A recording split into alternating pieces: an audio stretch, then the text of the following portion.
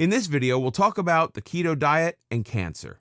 Cancer has turned into a serious disease in our modern society. While cancer was not a large factor before the 20th century, it did exist, of course. Our modern diet and sedentary lifestyle have made cancer the second primary cause of death, with 1,600 Americans dying from this disease every day. It appears that our bodies do not react well to being exposed to daily toxins.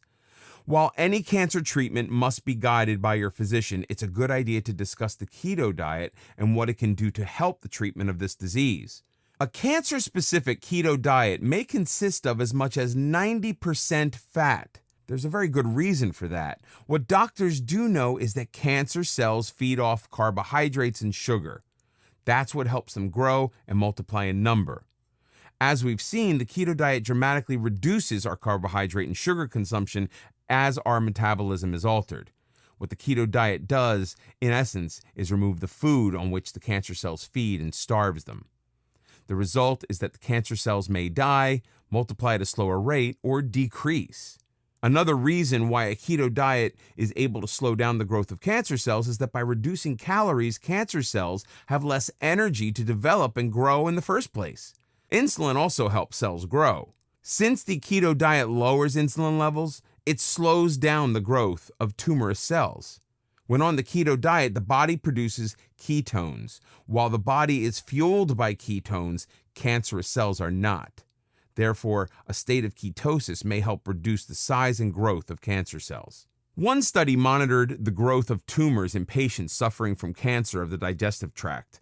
Of those patients who received a high carbohydrate diet, tumors showed a 32.2% in growth. Patients on a keto diet showed a 24.3% growth in their tumor.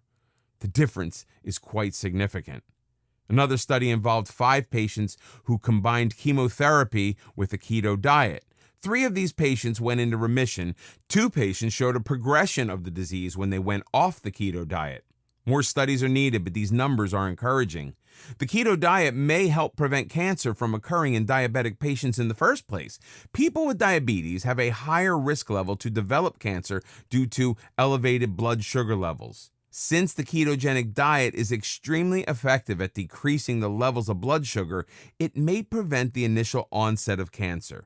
From what research has discovered so far, the ketogenic diet may stop the growth of cancer cells, help replace cancerous cells with healthy cells, change the body's metabolism, and enable the body to starve cancer cells by depriving them of needed nutrition. By lowering the body's insulin level, the ketogenic body may prevent the onset of cancer cells.